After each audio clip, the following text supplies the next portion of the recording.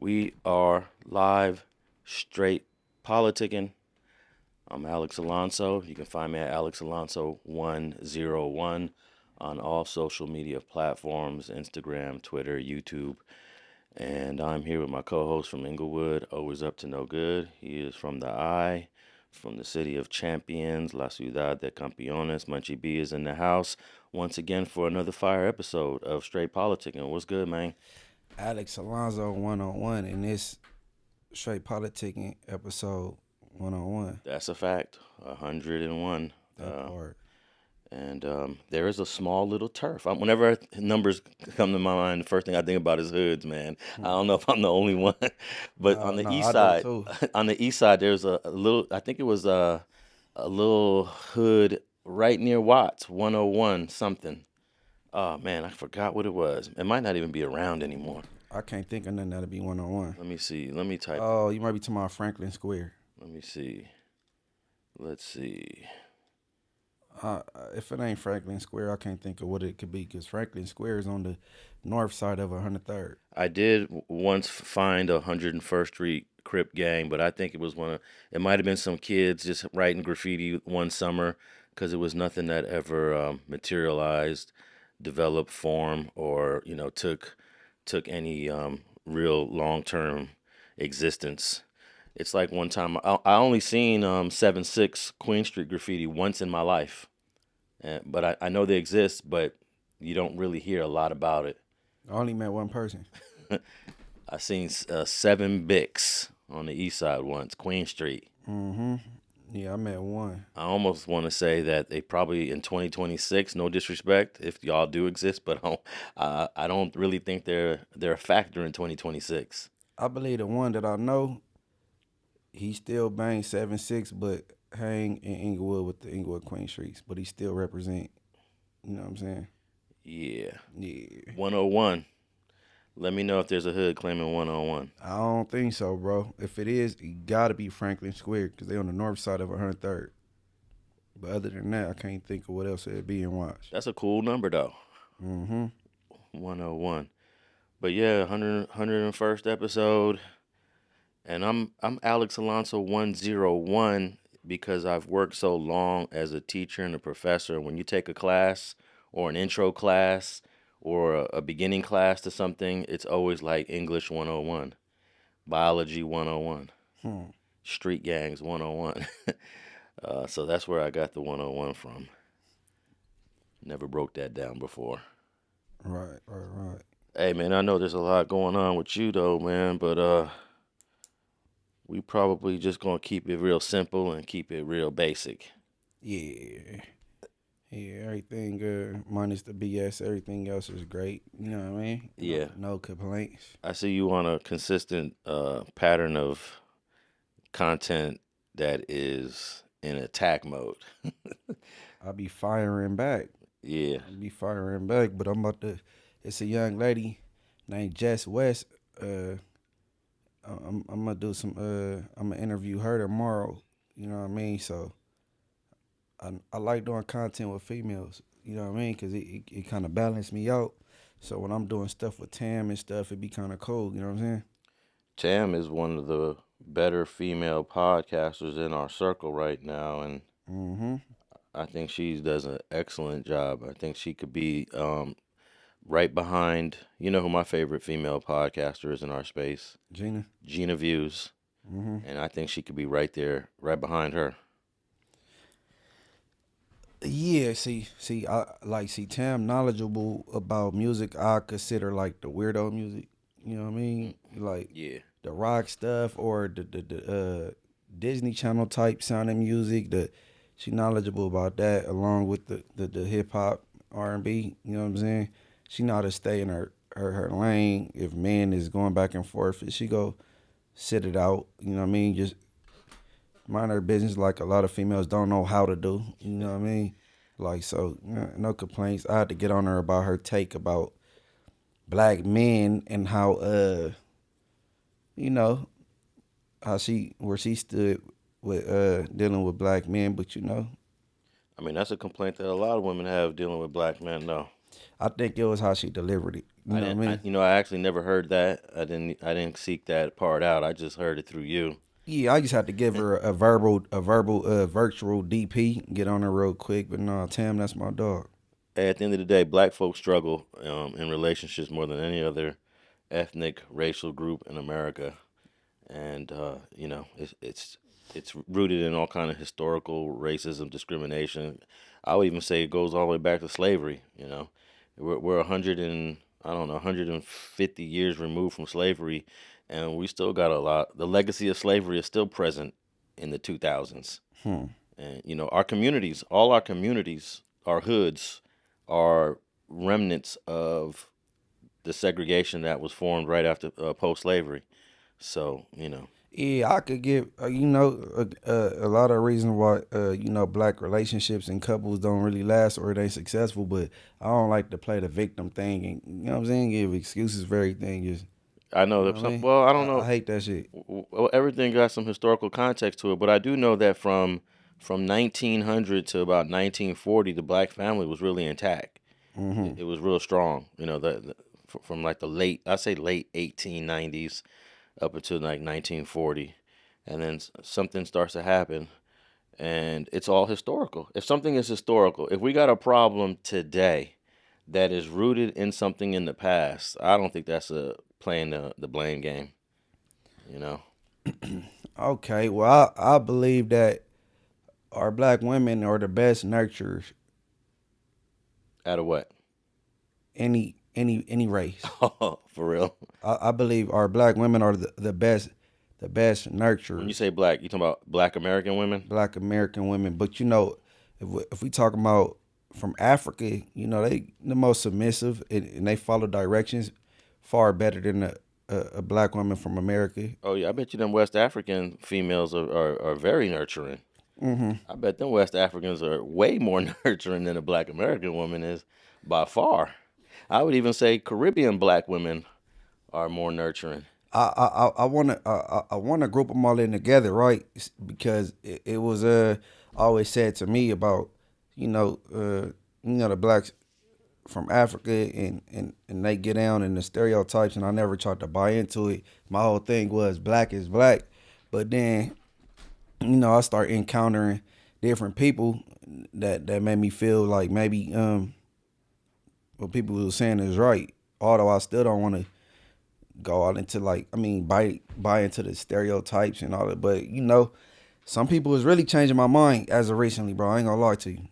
Well, I think that black is black, but then you also have different cultures, different ethnicities that have a whole different belief system, that changes everything. That changes relationships, that changes how people work, how people raise their kids. So, like, Caribbean got a different vibe. I'm sure West Africa has their own vibe. America definitely got their own vibe for sure. And then within America, man, I was just talking to my kids about like different cities, and Miami had came up because my nephew's from Miami, and I think the women in Miami are the worst. Think so? Yeah, definitely. I definitely think the women in Miami are the worst. They're all about. It's just they're over there chasing. Look, it's big on prostitution. It's big on hoeing. It's big on flamboyancy. It's big on, and the dudes go there. It's all the millionaires and billionaires, and this is what the women are seeing. At the end of the day, you're creating a whole generation of females that are just valuing all the wrong things. It's the capital of probably of BBLs and most definitely body enhancement, So I don't have an issue with that, man. I know Alex, you ain't too, you know what I'm saying? I don't have an issue with, a little help. You know what I mean? Just don't go too far with it. That's when it get goofy. Yeah, well, you overdo anything, it get goofy, but like you just don't go too far with it. But I ain't got a problem with a little BBL here and there. You know what I'm saying? Well, Stephon Diggs definitely doesn't have a problem with it. I just heard him in the news earlier today. He's about to sign with a new team, and of course his chef, and then Cardi B. Man, go to the Packers, bro. If Stephon Diggs is gay, that's his personal problem. Is that the rumor? Well, that's his personal preference, not problem. Yeah, he got a whole thing going on with this Chris dude, and what, Chris is a legend. You know what I mean? I want Stephon Diggs to come to the Packers. I ain't gonna lie. I'm surprised you ain't even up on it. No, I had no clue that there was some sexual. As soon as he overcame the whole thing with the chef, more trouble. I'm like, man, he saying that the man, he on the rainbow with it. You know what I'm saying? Well, that seems to be the go to criticism, especially from black women. When No, black no, no, no, no. It's not a woman putting that on him. It's a man, a legend. You know what I mean? Well, that's the go to critique of when you're upset at someone. I don't know. Is anybody coming forward? Yeah, Chris. His name is Chris. Oh man. Chris something. Well, hey, that's his thing. If that's Yeah, what it no, is. that's his thing. He got to handle that within the civil court, whatever court he in. But as far as the NFL go, come to the Packers, bro. We'll take care of you. I don't know if well, I know he's gonna sign with somebody eventually, but I don't think I would want bro on my team if I was an owner or a coach because Oh, cause he gay? no, not because he's gay. It's because he seems to be a little reckless with his personal life. His personal life is gonna spill into his professional life. And what's more important right now? More important is you catching balls and running for yards than you having all these BBL chicks in your circle and having fun with them. But he been in the league for some time now. We just now starting to hear stuff though, so he must have been doing good for some amount of time, right? Stand out of the tabloids and all that. You know what I mean? Hey, it's crashing down on him. I mean, dude literally had a public civil trial about women in his house, and that's embarrassing. Man, me personally, bro, if I had a maid, I said this before, it'd be like a Florence off the Jefferson type vibe. Even my chef, man, she go cook and she got to bounce after that. Hey, cause I don't want to be tempted. I know I'm a human. You hear me? She big old booty bouncing around my house and all that shit. Nah, go home, or I need a grandma type vibe. Or just be responsible with an attractive. Nah, why? I'll just employ a older lady. You feel me? That I don't mind yelling at my little daughter when she on the tablet too long. Florence type, you know what I'm saying? Jefferson. And my chef, you make what you gotta make and bounce. It ain't even gotta be a female chef. I just get a male one. Yeah, I think you got to screen everybody. Look at Like, Arnold Schwarzenegger. Look what happened with him. oh yeah, he had a whole nother family. Yeah, what about Smokey Robinson? All this housekeepers was complaining. So was He's smacking them on the ass and telling them they're gonna make them some chicken and using racial slurs from what I hear, allegedly. So, you know, yeah, he'll be on the team, but he seems to be the guy that's gonna find himself in some more drama in the near future, whether it's with Cardi B or some other woman. uh, That's definitely distracting. How can you be a successful wide receiver in such a competitive sport? It's how difficult it is to do what he does on the football field, and then you got all these extra distractions. who you say more responsible, NFL players or NBA? Well, I think I'll put NBA players as the most reckless, and I'll put baseball players as the least reckless, and I guess the football players are in the middle out of them three Okay, sports. okay. And that's the way you usually hear the drama. The drama is always with the basketball players. Mm. And then football players do have a lot of drama. I remember back in the day, man, all the Miami Dolphins. This was like in the '70s. All of them was like on cocaine. Then they they got caught up in a big old cocaine bust. Man, let's be real. The Cowboys, man. When Michael Irvin Oh and yeah, Dion and all them was on the same team, they had a party house directly across the street from the stadium. yeah. They was in there doing drugs and getting busy with females. You That's a know, good question. But also, football teams have a bigger roster, so you got over 50 you got players. 50 some people on the Yeah, sideline. and on a basketball team, it's just 15. It's like between 15, 17. Oh, so that means basketball is really out of control then, because they got such a smaller team and they're right there. They might even have more drama than football players with smaller teams and lesser players. Hmm. And baseball players seem to really stay under the radar. Also, baseball players are the least tatted. A lot of NBA players like the tattoos as a fashion statement. Like you got your jersey on. Yeah, yeah, Like that's how they brand themselves these days. You know what I yeah. mean? But it's not a good look though, especially if you're trying to like get sponsorships. I don't think what's his name, uh, Curry has a bunch of tattoos. You know, the greatest shooter that ever played the game. I think I want to say he's tattoo-less. I could be slightly wrong, but he's the perfect spokesperson if you want to hire somebody to to represent your company. And it's going to be harder for somebody that's all tatted up like Ja Morant or LeBron. LeBron does get a lot of sponsorships, but you don't see those tattoos on his skin is darker. You don't really see him that much. LeBron in Philly now, man. Oh man, they just became overnight contenders. That's why he can't be, you can't really talk that talk when we talking about Kobe, Michael Jordan, and him. He can't be number 2 or 1. Why not? Too many teams? He always clicking up. You know what I mean? Always joining up. Yeah, well, you got to throw Magic in there too. And throwing Larry Bird. Throwing Magic, throwing Isaiah Thomas. All these guys stayed with one team for their whole career and were champions at one point. Yeah, but when they had this conversation, they seem to bring up these 3. You know what I'm saying? Yeah, so if we talk, because it's the most recent, they're more modern. Yeah. So so if we talking about them 3, man, look, when LeBron, it got to be number 3 out of them 3. When you're in your 50s or 60s, there's gonna be another NBA player on LeBron's level. It takes like 20 years for another great player like that. And another thing, he came from high school and he balled out. It ain't like he had to get his mojo. You know what I'm saying? The first 3 years he was kind of slow. LeBron came in hot from the gate. Hey, here's the new question: is who would win in a one-on-one? And all of them in their primes. All of them in their prime. They all playing one-on-one.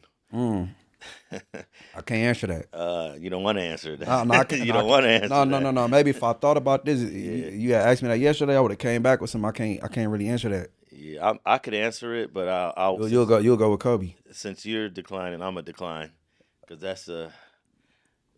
Or you said one-on-one with who? Or who? All of them play each other one-on-one. You got Kobe against Michael. You got Michael against LeBron. You got LeBron against Kobe. All of them one-on-one. And I hate to just say these 3. Man, that's the topic when they be talking about, the modern day GOATs. Yeah, because they all played with each other. They all overlapped, I should say. Michael and Kobe played each other. And then by the time LeBron was drafted in 2003, I think Michael had already played his last season. So LeBron and Kobe played against each other. So Kobe played against both of them. Kobe played against both of them. That would have been a question for Kobe. He would have got some dry answer. He wouldn't have elaborated, you know what I'm saying, like people would like him to. Yeah, he was very short in his interviews. Right. Not too much talking. Right. Not too much talking. No, shout out LeBron though, man. For sure, man. I what he's doing is incredible. I don't care what anybody says. 41. Is he going to be 42? 41, 42? I know this much. Out the East is most definitely the 76ers coming out the East for sure. I almost want to accuse LeBron of being on some sort of enhancement drugs, doing what he does. He's not that dope. What you mean? What you mean enhancement drugs? Why? Because at his age? Yeah, at his age, the lack of injuries, and when he does get an injury, he recovers super quick. Okay.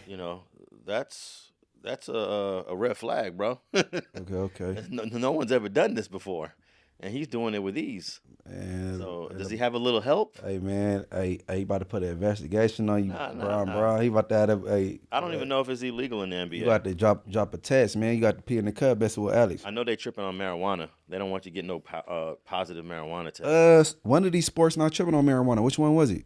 I don't know, but NBA. A lot of NBA players were smoking that spice because they didn't want to get a positive test. Yeah, because it's synthetic and it don't pop up on your test. Yeah, but we're learning now through dudes that we see going to jail and in prison smoking that spice is dangerous.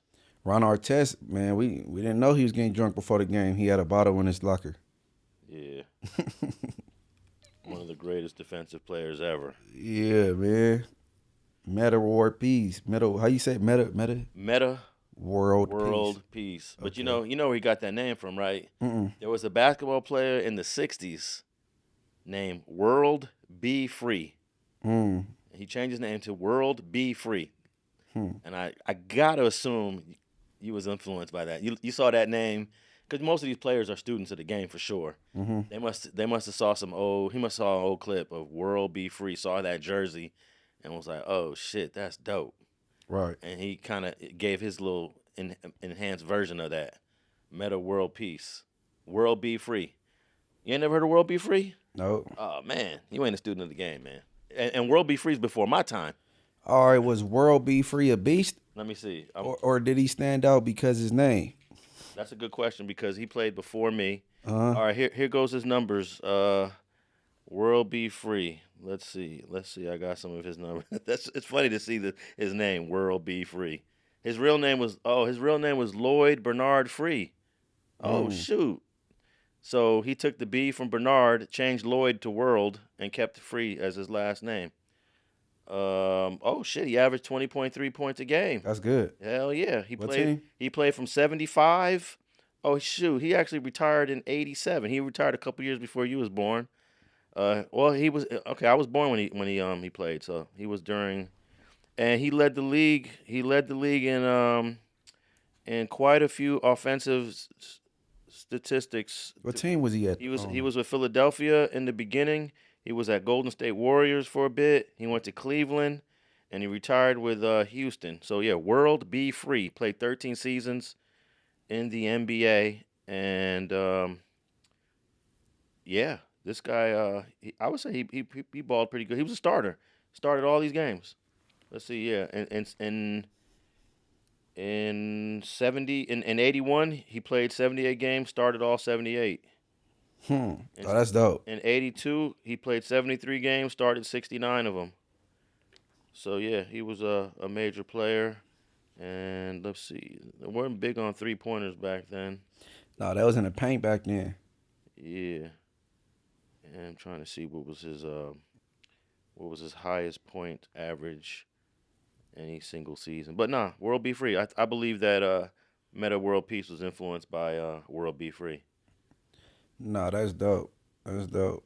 On everything. He did it up. I'm surprised I haven't heard about him. And he is still alive. 72 years old. 6'2". World Be Free. Shout out Lloyd. Okay, here we go. Free was also called the Prince of Midair. Whoa! So he getting airborne. Yeah, that was his nickname. He's 6'3". But all right, man. Let me wait real quick. Let's see. He was an All-Star one season. He was an NBA second team another season. He never won a title though. That's unfortunate. No championships in his career. And he ended up with 17,000 points, which I want to say is a good amount. It ain't LeBron's at 40,000. LeBron is like out of the world. Yeah, but like you said, he was in the paint with it. Like everybody is shooters these days. Out the, like the perimeter, you know what I'm saying? But you going in there fighting for it. So It says here he received his name change. Back in the 70s, Free had contemplated making the name change since 1978. So I as soon as I saw Ron Artest with that name, Meta World Peace, World Be Free was the first dude I thought about. I'm glad to see that he's still alive and kicking. All right, man. There's a lot going on here, man, in law enforcement.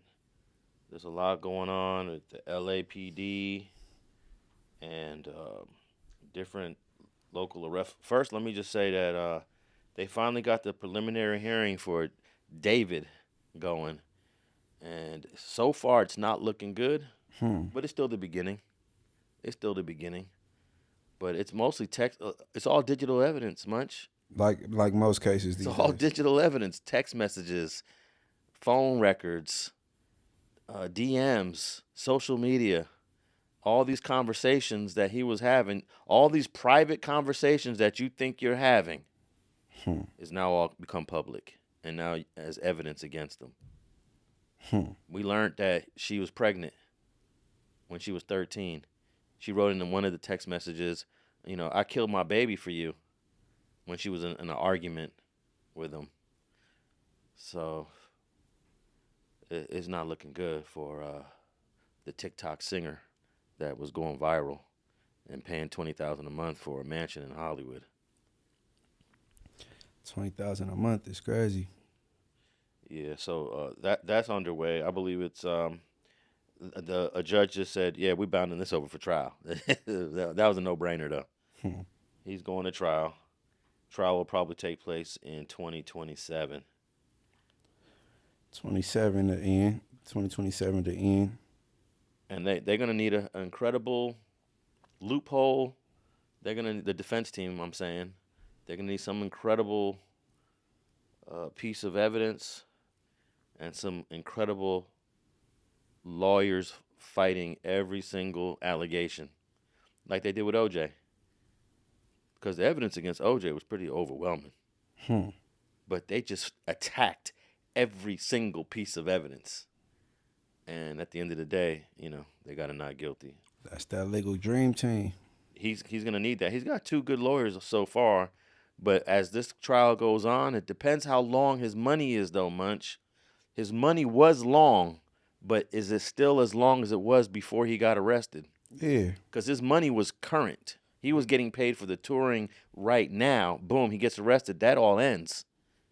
Yeah, he only been arrested for, what, 6 months? Yeah. Less than that. He ain't going to go broke in 6 months. Yeah, he's going to need another year, maybe more than a year. Who knows? His music's still streaming as he sit in the cell. You know what I mean? Does he got OJ money, though? That's what it's going to take, And I don't know. Maybe he does. Maybe he does. OJ in the 90s when he was fighting his case ain't compared to the money he got right now. Yeah, but the lawyers are charging more too now. So right, it's all relative. Right. It just means can you afford a dream team?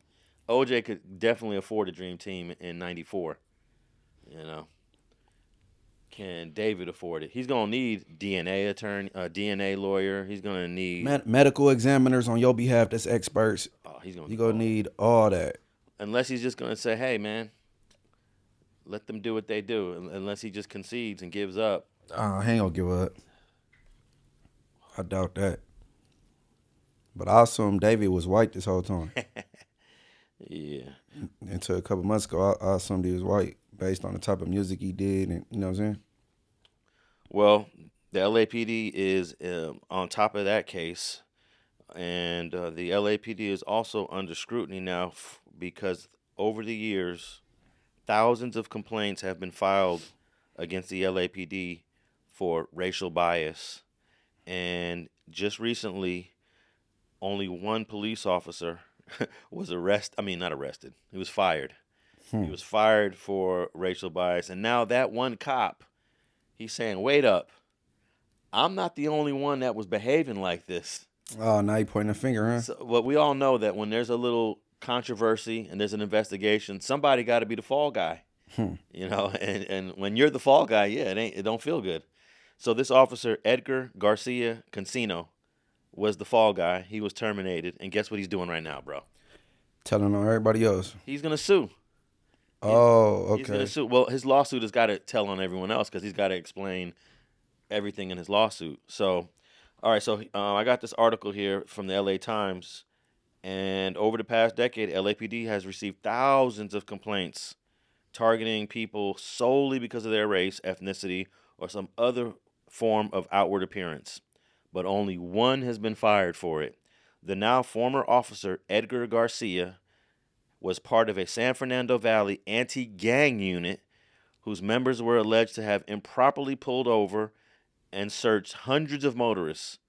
Edgar Canino has appealed his termination, arguing that other officers in his unit carried out more of the problematic stops. He claimed the department sought to make an example of him because he refused to implicate his superiors in wrongdoing. So we got. But now he doing it. Yeah, I was about to say. Come on, bro. He's kind of wishy-washy here, right? Mm-hmm. At first, he's like, "Nah, I don't want to mention anybody else," and they're like, "Okay, fired." Now that you're fired, okay, I'm gonna mention everybody, but I'm gonna sue y'all. So why not get some money out of it? Now, former officer Edgar Garcia Canino, you're one of us now. Now you know what it's like. Now you know what it feels like to be discriminated against. Okay, let me finish this paragraph here. Accusations of racial profiling have long plagued the department, alienating generations of black and brown Angelenos, known within the LAPD as biased policing. Such complaints have persisted despite repeated attempts to enact reform. Years of studies of researchers and reporting by the LA Times and other news outlets have found blacks and Latinos are subjected to stops, frisks, searches, and arrests at significantly higher rates than whites, regardless of whether they live in high crime areas. Past LAPD chiefs have acknowledged isolated cases of profiling may occur. Yeah, right. Isolated only. Get out of here with that. But at the same time, they have denied that there's widespread systematic problems, Munchie. Yeah. Of course they go deny it, but yeah, the boy right here, he real wishy-washy, like you said. Hey, he did the right thing in the beginning. He was questioned for their practices. He's basically saying we're following orders. Okay, well then who's giving you the orders? Well, I don't want to get into all that. Right. Which is what you're supposed to do, right? Right. Internal Affairs wants to know, though. They want to know. Internal Affairs don't do their job a lot of times. Yeah, sometimes you don't know which version of Internal Affairs you're getting. Right. The cover-up version or you really going to do something version. Right. But here's my thing, though. When you do go to Internal Affairs and you're being somebody within that department. But whenever you are answering questions within the department of what you're doing and why you're doing it, as a police officer, you're supposed to answer those questions honestly. You can't just say, "No, I don't want to answer that. No, I don't want to get into all of that." No, that's my boy. Yeah.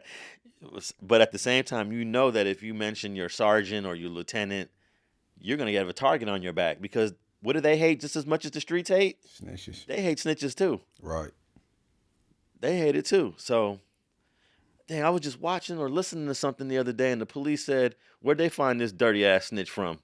Steph, what was that? What I was watching? Do you remember? That was hilarious. The police was referring to who? That's what I'm trying to remember. A snitch off the street or a snitch in a department? Off the street. Right. Like, where'd they find this? Oh,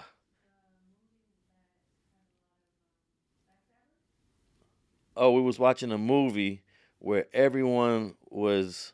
What movie was that? It was a great line when the cop comes in the room. They got an informant in the interrogation room. Cop walks in and he says something like, "Where'd they get this dirty ass snitch from?" And that's how they feel. No, I just explained that to somebody. Yeah. I explained that to a few people, but how law enforcement looked at cooperants and snitches, but you know. And that's the reason why this officer, Edgar Garcia Canino, initially did not want to answer all those questions because he understands the ramifications of that. He wants to keep his career. Right. And the last thing he thought, they're going to fire me. Yeah, he would have got politicked on. He would have taught on the sergeant. Yeah. So it says here, the allegations against Canino largely hinge on two stops, according to his attorney. In May 2023, Canino and his partner pulled over a man for allegedly speeding and having tinted windows. Hey, that tinted windows is always the excuse. That's the biggest excuse. Yo, yeah. And it don't even be like it be at the right percentage of tint. Yeah, how can you tell from that distance whether or not this level of tint is illegal?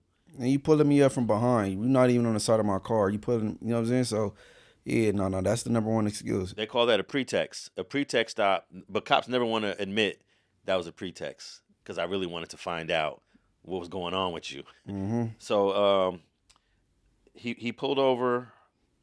The vehicle's registration turned out to be expired. Okay.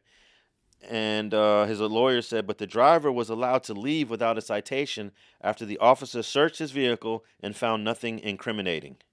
When interviewed about the incident later, according to his attorney, the motorist told police investigators that Canino had stopped him because I looked like a G or a gangster.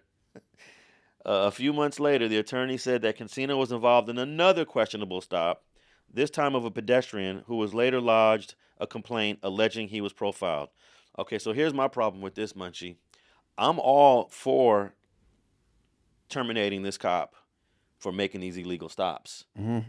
But, bro, there's at least 100 other cops that do the same exact thing. Well, guess what? You got to start somewhere. Yeah. But at least they should have grouped. They should have had at least a small group of 5 or 6 cops. Well, they gonna have it now. He telling. Well, You know what I mean? yeah. But you can't. I mean, you got to start somewhere. So they starting with him. I know there's other people that do it, but you got to be the first. You got to take the blow. First one through the door. Hey, I was with my son about 2 years ago. Mm-hmm. It was just me and him in the driving. I was driving. We get pulled over. I didn't do anything wrong in terms of a traffic violation. My registration is everything is good. Cop says, "Yeah, I pulled you over because your license plate lights aren't lighting up your plate." Mm. I'm like, "For real?" That's annoying. Yeah. I was like, "You sure about that?" He's like, "Yeah, you need to have the light bulb. Your light bulbs went out. Let me get your registration and all that stuff." Give him it all. He lets me go. I go home. I check my plates. The lights were working, bro. The bulbs were working that lit up the plate. I should have followed through with that. I should have filed a report, a complaint. I didn't. That was a good one though. Yeah. That was a good one. 'Cause I ain't heard that one. Oh yeah, I saw it on a YouTube video once. I was like, wow, I got pulled over for that once. I think that's the new tinted windows is a go-to. Now I believe the light not lighting up your plate because those bulbs do go out a lot. That's another go-to. Ain't nobody replacing that.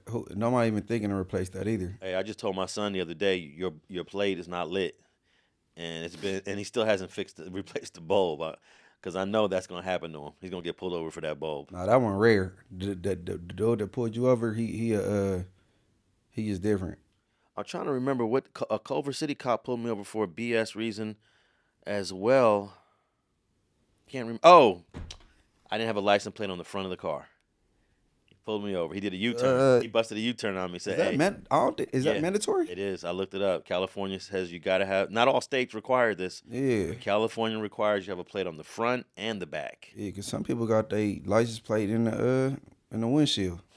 You can get pulled over for that too. It's got to be. It's got to be on the bumper. So yeah, this guy's gonna sue. It says here, according to the California Department of Justice, 48 allegations of bias have been brought to the LAPD between 2016 and 2025. Of those, only 3 were sustained. Isn't that crazy? 3 out of almost 5,000 complaints. The department's rates mirror those of most other law enforcement agencies across the state. Los Angeles Sheriff Department, which received roughly 10% fewer complaints over this span, has sustained only 6 racial bias allegations against its deputies. They need to have, Munchie, an outside neutral group looking at this data, making the decisions. We cannot trust them making the decisions for themselves. Overstood. I agree with you. Some sort of like commission outside of the police to look at these complaints, because they're never going to say in great numbers, yeah, we got a problem with pulling people over for no reason. We thought he was a gangster. We pulled him over. Violation looking like a G. Looking like a G. PC looking like a G. And then tore that person's car up, violating their Fourth Amendment. Just going through all their private space for no legitimate reason because he looked like a G. That's a crime. That's a violation of anytime you violate the Constitution, I call that a crime. You violate my First Amendment right, my Fourth Amendment right, my Fifth Amendment right, you're committing a crime. And that's what they did to this one person. And I guess that's why they terminated this officer. But we all know, I'm sure they do it in Inglewood too. Everywhere. It's a practice amongst the police. Hey, man, them Inglewood PD in the park that time when I was over there recording, they was out of control. Mm-hmm. I'm going to have to share that again and react to it. They only took one guy to jail, though, right? No, nobody went. Nobody went to jail. Uh-uh. And then one of your boys was tripping on me for recording. I'm like, man, this is what we're supposed to do, record the police. The lady was all in your face with her breath humming. Remember? Yeah. You was like, lady, you spitting on my face. Yeah, she had a problem, man. She was definitely pro-police. Oh, yeah, she was a Karen. A black Karen, bro. Mm-hmm. So it says here, Jim Willis, a former LAPD detective who later worked for the LA Police Commission Inspector General's office, pointed to past audits that found serious shortcomings in the department's investigation of racial bias complaints. So this is a former cop saying, yeah, there is a problem with the way we investigate these, and we need to do a better job, and we need to hold more police officers accountable for pulling over people because they look like a G. Stereotyping people. Prejudging. Yeah. Prejudice. So, and I'm sure that's not just a LA problem. Man, this problem is probably in all large cities. I see it on YouTube, pulling people over. What we gonna pull them over for? Coming up with a amongst reason. each other. Yeah. Or they'll pull you over, and then once they pull you over, they get to talking. That's a lot of times they mute their body cams. Well, what we gonna get them on? He didn't throw on a signal. You know what I mean? Yeah. Failure to yield. All right, let's go. Did you see the one where the female police officer found a closed bottle of alcohol in the dude's car? She opens up the bottle of alcohol, pours a little bit out, closes it, and throws it in his front seat and tries to get him for a DUI open container. This is all on body cam. Meet Calvin Riley. He's being stopped by the Tallahassee Police Department on South Monroe. Hello, sir. I'm Officer Oliver with Tallahassee Police Department. She'll plant evidence of an empty liquor bottle in Riley's car before arresting him for an alleged DUI. Riley's license is suspended, and officers decide to arrest Riley on a first offense for his suspended license. Would you be willing to do some voluntary field sobriety exercises? Not really. Okay. Here, go ahead and step out of the vehicle for us. They didn't tell him the consequences of refusing that voluntary test. Just go ahead and face the corner of the car for us. Your license is After suspended, detaining so Riley, we're gonna- they ask him if he smoked any marijuana. Mr. Riley, I got a quick question for you. No problem. So I smelled marijuana in your vehicle. Did you recently smoke? No. Once he's arrested for driving with a suspended license, they can search his car. Officer Oliver leaves the car, does a 360, and then goes back in the car, retrieving a sealed liquor bottle and pours it out. That was the sound of the seal on the liquor bottle breaking. Here's another angle. While Officer Muth questions Riley about marijuana again, Did somebody else smoke in your car earlier? Oliver tosses the empty bottle into the passenger seat. They don't find any marijuana in the car. Here's Officer Oliver implying to Officer Muth that the empty bottle was likely what was in a cup in Riley's center console. Cover where like the knee would sit, there's an opening, and he had it like tucked. Okay. And then the whatever he had in his cup also smelled. Then Officer Muth tells a senior officer that they found open alcohol in the car, in both a bottle and a cup. Did y'all search the car? Yeah. Okay, nothing in there? No. Well, okay, so he had a bunch of alcohol stashed in there, but Nothing open or anything? yeah, open. Oh, okay. Yeah. Alright. Yeah, in his like Tervis in the center console, he had a mixed drink, and then under his knee he had a like little bottle of vodka tucked away. When officers group to discuss the case, they all ask each other if their body cameras are off. Still alive. Any evidence of that? Marijuana. Yeah. Are you still on? The video ends at this point. Riley's arrest report states, quote, "A search of Riley's vehicle yielded a small bottle of vodka that was opened in a pocket in the driver's seat cover." Oh yeah, man. Oh yeah, you have an open container in your car. Yeah. Oh, that's cold. I wonder what city or state this was in. I don't remember, but then they sued, and they questioned her during the deposition, and she said that she didn't remember doing all of that, and she only remembered seeing the body cam. So check this out: if there was no body cam, she would have charged him with a DUI. Said that she found the open container, because that's what she did. She told another cop that came after, yeah, he had an open container in his car. And she basically set him up. Right. She planted evidence. That's what she did. She basically planted evidence, and she did it on her body cam, which is wild. Now, after Mr. Riley was arrested, you searched the car, is that correct? Correct. Prior to the search, you put on gloves? Correct. And that's just standard procedure? Correct. And that's because you don't want to contaminate any evidence? Or get anything on myself. Correct. Right. It's also a safety measure? Yes. During that search, you found a bottle of alcohol? Correct. And that was found in a pouch on the front of the driver's seat? Correct. I think you said earlier it would be if the driver was sitting behind their calves, behind their knees, is that right? Yeah, behind the knees area. And the bottle you found in that pouch was the 20-gram vodka, correct? Correct. And it was a smaller bottle? Correct. But bigger than like the ones you get on planes? Yes. And the bottle was a twist top? Correct. When you found the bottle, you took it out of the pouch? Correct. And then you put the bottle on the seat? Yes. And you continue then to search the car. Correct. As part of that search, you opened containers you found in the car, correct? Correct. During that search, you didn't find any marijuana. No. You didn't find any joints. No. You didn't find any paraphernalia. No. You didn't find any evidence of marijuana besides the smell. Correct.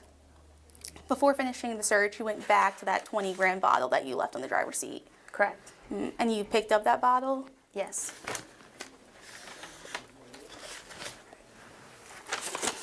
You opened that bottle. Correct. That bottle was sealed before you opened it. Yes. And so you twisted the top of the bottle Yes. and you broke the seal. Correct. And you, after you opened it, you dumped out the contents. Correct. You dumped it onto the road. Correct. Then you put the top back on the bottle. Yes. Then you put the bottle back into the car. Yes. You threw it on the passenger side. Yes. Earlier you said that was just standard protocol. Correct. So you usually unseal alcohol bottles and dump them out. Typically, I don't unseal them, but as I was twisting, I realized it was unopened, and that was my fault. And has that always been your testimony? No. No, but previously you said that you didn't unseal it. Correct. I didn't believe I did. But now you know that you did unseal it. Yes, watching my body camera. She didn't think whoever this was would go the distance and speak out about it. Oh, he went the distance. That'd be the problem. They don't expect us. They just think people go accept what the BS. And that's the problem that I had when I should have reported that officer who pulled me over for a bulb that was out that never really was out. I just let it go. I didn't have time for it. And who knows, that deputy, I believe it was a sheriff, how many more people has he pulled over since he pulled me over for no reason?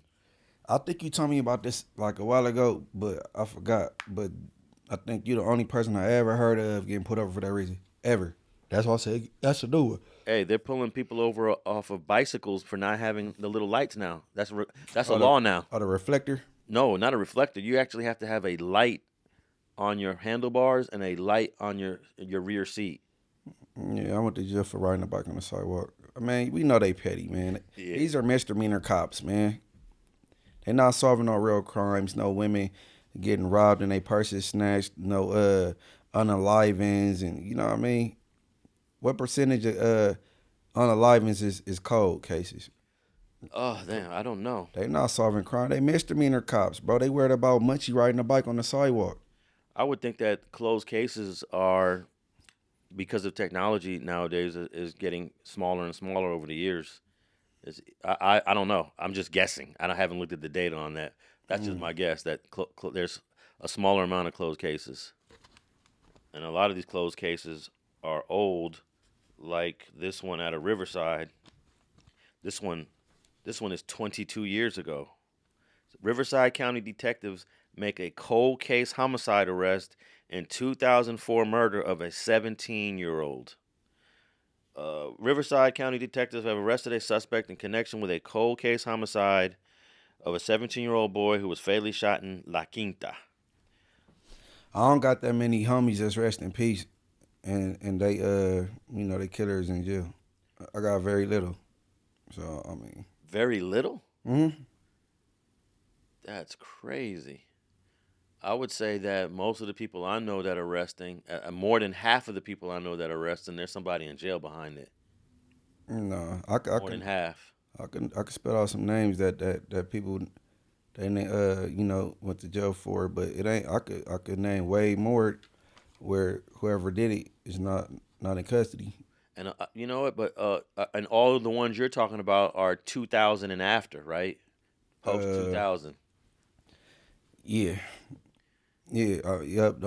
All the ones I would refer to would be after the millennium started. Yep. Yeah, I know a handful that are unsolved to this day, and sometimes we don't even know. The streets know. Well, there's a couple where there's like a debate, like, did such and such do that, or did they over there do that? And there's, 20 years later, we're still debating. How did such and such lose his life? Yeah, but see, even though it ain't, it's still a closed, well, not closed, a cold case. You know what I mean? Technically, it's a cold case. Now I wonder if this guy who got caught for this cold case in 2004 was apprehended and taken into custody because of something that somebody said on a podcast. I doubt it. All right. Well, it says here that Man, you know, man, sometimes, bro, you can't piss the wrong female off. I've been with you 22 years. 22 years. Oh, you gonna do me like that? Get on the phone. Oh, I know about it unaliving. It was on so-and-so road in 2004. You know how that shit go. Yeah. Okay, it says here in a news release shared by Riverside County Sheriff's Office, deputies said that their investigation began 22 years ago on July 5th, 2004, when they were called to Avenida Obregon at 4:30 p.m. for reports of a person who had been shot. Deputies arrived and located Daniel Medina, 17-year-old male from Indio, suffering from multiple gunshot wounds. He was rushed to a nearby hospital where he succumbed to his injuries. As part of the sheriff's ongoing efforts to review unsolved homicide cases, investigators recently re-examined this case. That's very vague. The release said during the review, several leads and follow-up tasks were identified and the case was reopened. Well, technically, Leads. it was never closed. Yeah, it was never. It was never Reopened. They go cold. They don't close. But Yeah. leads, like, man, you piss somebody off, or it was somebody probably came and sleep at night knowing that's on their conscience. It'd be stupid stuff, like, not stupid stuff. It'd be small stuff like that. It says here, Edward Zazueta, 40 years old, Bermuda Dunes resident, arrested. He's 40 now. So that means 22 years ago, he was 18, bro. He was 18 22 years ago. You go fall under that juvenile law? No, it depends. It depends what month his birthday falls on.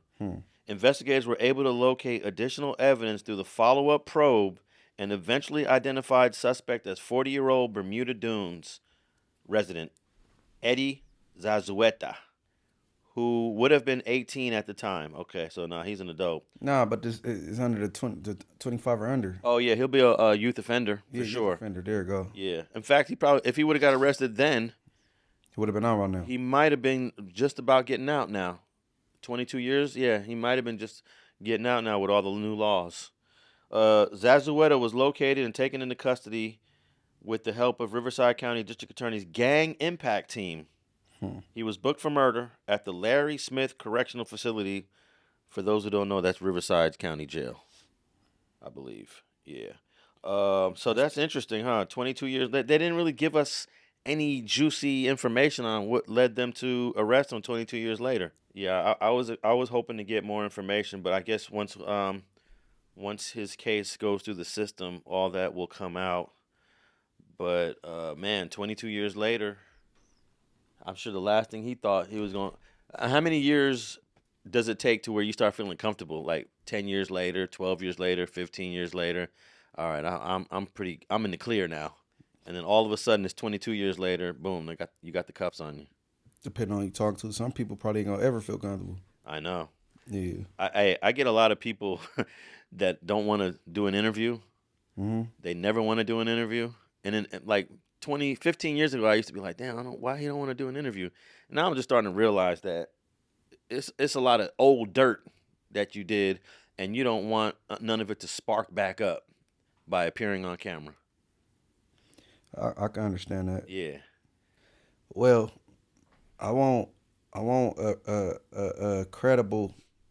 Probably won't happen, but I want a credible 8-9 family to do an interview. You know? None of the 8-9s that I know really want to sit down and talk about history. Yeah, and Ragtime said he will only speak about stuff that occurred in prison. You know why? Because can't get in trouble for it. You know what I mean? And it's smart. You know what I mean? Whatever happened in prison, it already happened, and you know what I mean. So, but as far as 8-9 history, man, I don't think you ever really go get no good. You know what I mean? Because they don't do interviews. Hey, I was surprised to see Big Time on your boys' channel. S. Wiggins TV had Big Time on there, but of course he really had Psych from Swan, and it just so happened that Big Time was with him. Yeah, he lucked up, being in the right place at the right time and got that. But I don't think he really got, like, he didn't go deep with him though. Or did he? I don't remember that interview. From what I remember, he didn't really go too deep, but it wasn't gonna get deep anyway with Big Time. Like that, man. The 8-9's got a unspoken thing. I guess it seemed like almost. You know what I mean? But I would love to get their history. Yeah, man.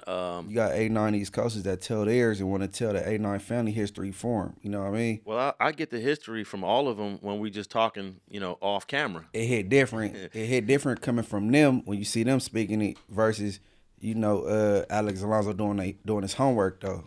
Even though I know you credible. You know what I'm saying?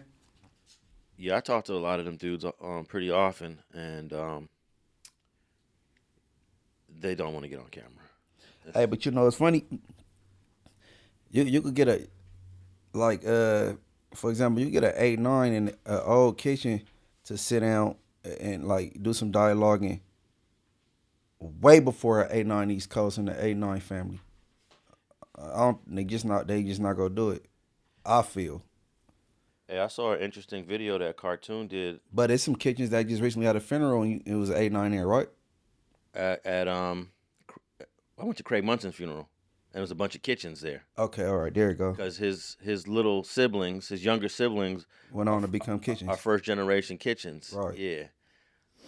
He would have been a kitchen if he was born a little bit later. He was too old. There was no cripping when he was running the streets. Right. But I was gonna say I saw a great video that Cartoon Big Tony did, and it was about him hanging out in the gardens, in the Avalon Gardens. And he said they used to come out on the east side of the gardens on McKinley and get to bussing back and forth with the 8-9s. He went into some stories about that. That was interesting. As soon as you walk out the gardens on the McKinley side, which will be the east, I believe. I got that right? That's the east. I believe so. The east street because the gardens are really just one long block by one short block. It's a 1 block by 1 block projects, bro. And on the McKinley side is where the 8-9 Swans is at. And he said they would always get into it with them. Got Tricky and Mickey with the McKinley side of the projects being right there across the street from the 8-9 families. If you coming out that side of the projects, you look to the left, you see the 8-9s right there. You know what I'm saying? If they was hanging out on that street that they right there. But now several houses, Porky and them from 8-9, they houses right there. As far as like on this end, in the projects, homie's house is right there. And it was wild. It was very dangerous and very wild. It was a lot of gunplay going back and forth back then at that time. But now coming out on that McKinley side, you was taking a chance because they would take pot shots at cars coming and going. They would do that. As well as we would come out and take pot shots at a car that was going down 88th on that side of McKinley, The homegirls was coming into the projects one day, and they decided they wanted to take a pot shot. Pop, pop, pop, pop, pop at the car, not knowing who was in this car. I'm not gonna say who was in the car, but one of the females in the car was very, very important and had a significant value and meaning to the homie Suge. He could probably see the video, And when they came in, they came, right there with it, and they called, hey man, what's up? Man, the family just shot at the car and blah blah blah blah blah, hit the car. I'm like, what? Now that was a no-no, especially who that car belonged to and who was driving that car at the time. No. That was not gonna be tolerated, not one bit. So okay, as it is a day in the life, everybody went to posseing up. So different people went different directions. But now, at this time, me, Suge, and the homie Peel, we say, look, we going straight down 88th. Bump that. On foot. You know what I'm saying? On foot. But now this is how it was going down back then. You don't need no car. You can just walk right out the projects and go to gunning. And that's what that was the back and forth between the Avalons and the 8-9 families back then, all the time. You know what I'm saying? And I will admit, you know, it's been a couple of times where they done creeped up in there on foot, trying to bust. You know, and that was it was always interesting how the Avalon Gardens is set up. And in my mind, when as soon as you come out your projects, you in the 8-9 families. But you know, if you talk to somebody from 8-8 Avalon, they might say different, that certain blocks is theirs, and you know what I mean, how it go. And Cartoon did confirm the presence of the 9-7 East Coasters over there because. What you mean confirm? Somebody, what you mean? Yeah, because you know, Tiny Cisco from Avalon grew up with Spider and his family from 9-7 East Coast. Mm-hmm. And I remember Spider explaining that we used to just be over there all the time. We used to be over in the gardens. So when Tiny Cisco told me he knew Spider, he knew Big Spider, Baby Spider, I was a little surprised. But Cartoon was breaking down that the 9-7s was always over there. They had a tight bond back in those, I guess, late 80s. Back when Crippin' was Crippin'. And they all got along. Yeah. Right. Yeah, but that's yeah. But Cartoon did definitely he mentioned different Avalons that was getting into it with the 8-9 families, but I don't recall him identifying anyone from 8-9 by name. But it was the video he did on Suge. Suge is one of the main dudes from over there, from 8-8. A household name. Yeah. So he said he spent a lot of time hanging out with Suge, and they come out on that McKinley side, and it was on. Yeah, man, I wish I could get an interview in. With who? At at 8-9. What a credible 8-9. Yeah. A credible one. From that generation, though. Oh, yeah, you interviewed my relative. K Mike. K-Mike. Is it Baby K Mike? Tiny Yeah. K Mike. Yeah, and he showed you all the graffiti that's etched in the concrete. He told you that's the original Snoop Dogg, like from 8-9. Yeah. Snoop and he got history because he born and rooted, born and raised. So that's him. But I'm talking about older than him though. You know what I'm saying? That'd be dope. You know, I could have got this one interview from a guy from that generation. He probably would have told all the stories, but he's not welcomed over there anymore. Mm-hmm. And I know I didn't feel good about doing the interview just because I know so many good people over there, and they would have been looking at me crazy if I would have did that interview. But I'm sure he's got a lot of info. No, I'm pretty sure he do. I mean, I know for a fact he does because we talked on the phone for like an hour and a half. He's telling me all the stuff. You know, who did this, who did that. I was like, oh, wow, this is going to be incredible. Let me just go do my homework real quick on you before we do this. And I was a little disappointed that I got a no-go on that one. Yeah. I got a no-go. I was like, damn. That's why I keep emphasizing credible. You know what I'm saying? Yeah. But that whole East Side is rich with history as far as the gang culture go. You know what I mean? Like I'm telling you, if I was like a person that did documentaries, I just name it Drew, because I'm telling you, some heavy hitters came out of Drew Middle School. Yeah, Drew was definitely probably one of the main East Side junior highs. Mm-hmm. I think you had to be tough there. You know what I mean? From what I hear, like, damn, why is he so rough at school? like, wow, you know. Yeah, for the East Side, Drew. There's another one I can't remember. It doesn't exist anymore. That was an all boys one. I can't remember that one. And what about for the West Side junior highs? West Side, I can't really call it that because I can't call it. I got two. Go ahead. For the 80s, Horace Mann, and Foshay.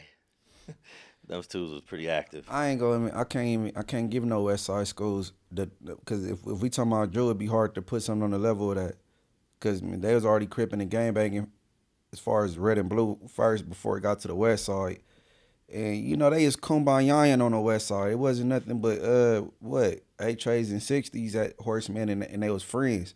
Versus Drew, it was going on. It was going up. Well, it was going on earlier at Drew. But once you get to the 80s, because, 79 is when it all starts. So if you went to Horace Mann in 80, 81, 82, it was up. Yeah, but I'm saying you had people like the I'm gonna just I ain't go because I don't know, everybody don't like that name said on the internet, but you know he the face of the 970s coaches. You know what I'm saying? He was in elementary with my dad. He drew with my dad. Like so, like I'm telling it start that young with these rivals. You know what I'm saying?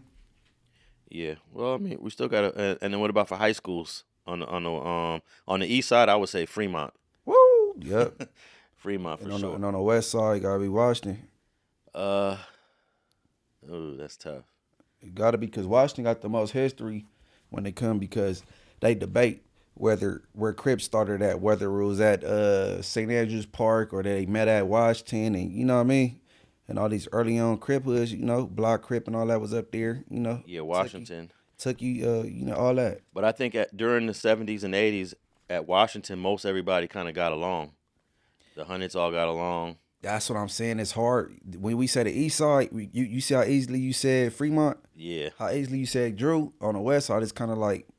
But I'm saying, I'm thinking of schools where it can go up. It can go up. Like Manual Arts, it can go up. It was Crips and Brims. Now it's all Latino. That school is like 90% Latino. Oh, for real? At Manual Arts? Yeah, Manual Arts. And the 40s ain't checking in, huh? And then Dorsey was one of those schools that was dominated by the Jungles, but those Crips that were on the north side of Jefferson, they were coming up there. So, and there was a couple homicides that happened at Dorsey during the 80s. One that I know right in the front. So Dorsey, it would go up. And, of course, people are going to say Crenshaw High. Throw that in there. Because the VNGs, you know, they would push up there. And, you know, the 60s was trying to dominate the school. So, I mean, we could look back in the records and see which schools had the most conflict. And we know this through the football games. Which football games had the most drama? Crenshaw and Dorsey. Yeah, Crenshaw and Dorsey. They take the cake out of any, you know what I'm saying? Oh, man. And after that, you had to go Centennial and Compton Hall. You knew it was going to be some squabbing, some possibly shooting when Crenshaw and Dorsey came together. They would have the police escorting the school bus with the football players. And I don't think there's an equivalent on the east side of that. No. No. So when we talk about that takes the cake. School rivalries.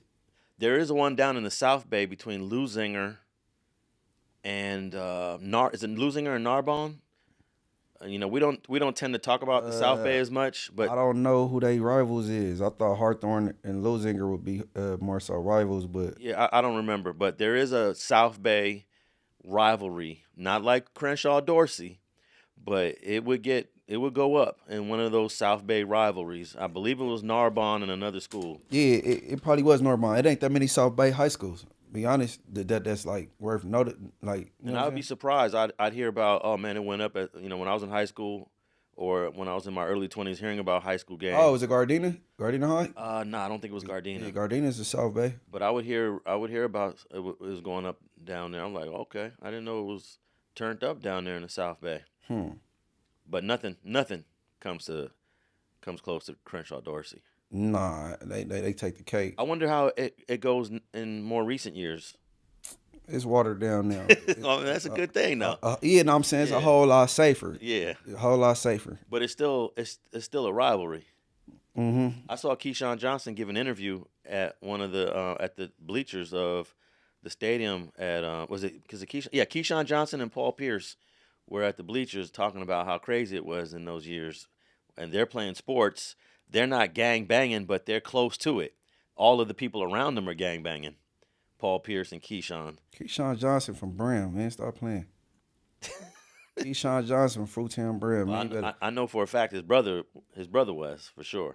I think Keyshawn Johnson was at Camp Kilpatrick, wasn't he? Don't know about that. Yeah, man. Hell yeah, Paul Pierce. You know, you feel me? He from Inglewood. I misplaced my Inglewood High School Paul Pierce jersey. I gotta get another one, but yeah, shout out Paul Pierce. Hey, isn't Keyshawn's brother Money Mike, Steph?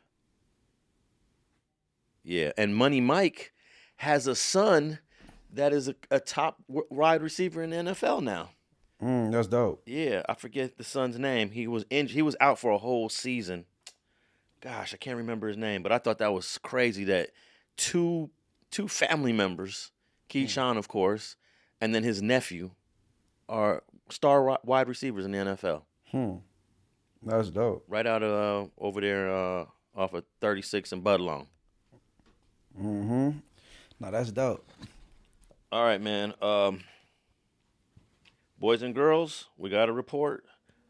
More people from Los Angeles getting convicted, going on trial, and getting sent to prison. This time, it's Orange County. And Orange County is no joke. We talk about LA a lot, but Orange County, just to the south, they got a whole network of hoods that operate on the streets and in the prisons. And it says here 2 gang members from operating under the Orange County branch of the Mexican Mafia were found guilty by a jury today of murdering a man outside the victim's Placentia home while trying to rob him at gunpoint. Israel Jacob Cordova, 41, a.k.a. Trips or Tripper of Placentia, and Ricardo Valenzuela, 44, a.k.a. Solo of Buena Park, each were found guilty of 1 count of murder in aid of racketeering activity, and they call it VICAR murder, V-I-C-A-R, one of those federal designations of homicide. We will never tolerate senseless acts of violence on the streets of Los Angeles, on the streets, especially those ordered by convicted felons behind bars, according to the first U.S. Assistant. Oh, that's what that means. Bill. Vicar unaliven is being ordered from behind the walls. But VICAR stands for something. Okay. Violence, I forget, V-I-C-A-R. Okay. Let's break that down really quick before I finish reading this, because I should have that committed to memory. But, I don't really take on a lot of federal cases, but it is an acronym. It is an acronym. I've been seeing this term probably for the last 5 or 6 years consistently, and it stands for Violent Crimes in Aid of Racketeering. I guess the I. Oh, the VI in violent. So they're taking the VI in violent, the C for crimes, aid, and R for racketeering. There you go. Hopefully I won't forget that. Violent crimes in aid of racketeering, codified under 18 U.S. Code 1959. That's what VICAR is. V-I-C-A-R. V-I-C-A-R. Okay. U.S. Attorney Bill Asaley, we will vigorously prosecute gang violence to keep our community safe and to provide justice for the victims.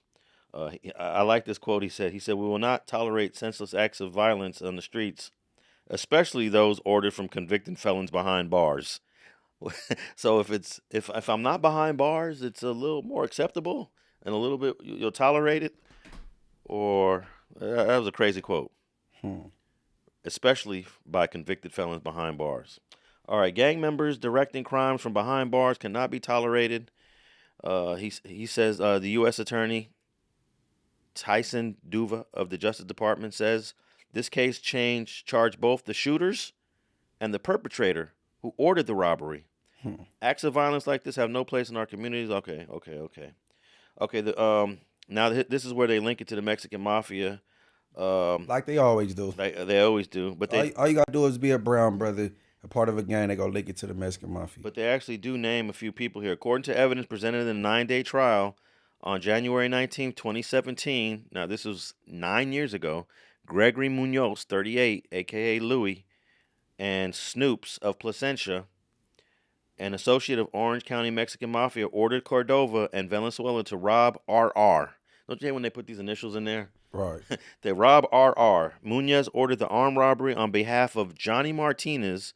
Now, Johnny Martinez is a heavy hitter. That's Crow, and he is a made member of the Mexican Mafia. He's 50. Ordered by Johnny Martinez, a Mexican Mafia brother in charge of criminal activities in Orange County and within the Orange County jail. Oh, Crow from 18, right? No, not that Crow. There was a Crow from 18. Now, he's from an Orange County gang in Placentia. Okay. At the time, Martinez, a.k.a. Crow, was incarcerated in Salinas Valley State Prison in Monterey County. Munoz, at the time, was an inmate at Calipatria State Prison. So, they brought some evidence to link all of these activities to Crow. But, Crow, a.k.a. Johnny Martinez, was very instrumental in the end of hostilities and also in the end of the shoot program at Pelican Bay. Because he was one of those that was advocating, they did the hunger strike to try to end solitary confinement. I'm guessing he got life without. No, he has action, but they keep on. They're trying to make sure that he don't get out. Right. In fact, there was some issues in his case, and he's trying to get bail because they're going to redo his case. So he's trying to get an appeal bond. He's trying to get a bail on that, and he's been trying to get this bail for like the last 2 years. I'm like, bro, they're not letting you out. They're really not letting you out just because you're so active. He's active too, and these guys do not hide their active level. They get on the phones, they get on the tablets, and they say all the stuff that comes in trial. It's crazy when you hear these audios. Like there's no discretion, there's no being discreet with these dudes. So these two guys are gonna get sentenced to. Let's see how much time they're facing here. Munez, who 2 months after RR's murder fell afoul of Martinez, who ordered an assault that left Munez injured, is scheduled to go on trial in July of 2027 on the same charges of which Cordova and Venezuela were convicted. So, I mean, it's just a hot mess what's going on in Orange County with the Latino gangs. And what's crazy is I know Johnny Martinez's mom. She's a advocate out here on the streets. She's hardcore. Every single event, she's there. If it's end solitary confinement, she's there. If it's anything to do with prison reform, she's there. So I know she loves her son, regardless. Oh yeah, as a mother should. Yeah. And I thought for a chance there was an opportunity for him to get the bail, but he ain't get the bail. But it looks like he was an unindicted co-conspirator in this whole case. So yeah, man, they're not playing these feds. No, they ain't playing no games, man. It doesn't. They haven't been sentenced yet, but they're gonna get a whole lot of time. They won't be sentenced until October. For those two guys, Cordova and Venezuela won't be sentenced until October. And it says here they face a mandatory sentence of life. And they've been in custody since 2022. They ain't in a rush. Nah. Yeah, they ain't in a rush to get to court in October. And so far, the feds have convicted 15 people out of the Orange County Latino street gangs of those that went to trial. And there's more. 6 more are going to trial. And yeah, man, I'm glad and I'm happy that I am free. Me as well. And I'm gonna keep it that way. No matter who I pass the bottle with. Yeah, we both gonna stay free, man. That's why we gonna stay subscribed to StreetTV and not the streets, and we go, stay free. Yeah, man. So what you got going on, man? Update the people. Man, I did a 20 verses with me and 20 women, me and 20 young ladies. Just you and 20 females? Yeah. Is it dropped yet? It's coming out soon. They editing it. Everybody was pleased with how it went. Yeah, so look out for that. Wait. All these women are from, they're local? Yeah. One was like North Carolina. Okay. It was like different parts. Los Angeles landscape, L.A. Are the females tied to a hood? I didn't bang on none of them, but they didn't really give that off. But a lot of times you can't tell. But well, in their lyrics, do they represent anything of that sort? Nah. And I follow a good amount of them. They bios. One girl got a sync license. Shout out Kiki Nova. She do music. She modeled. Then girl named T China. Like they got stuff going. You know what I mean? Did you get your girl Ash Bash on that?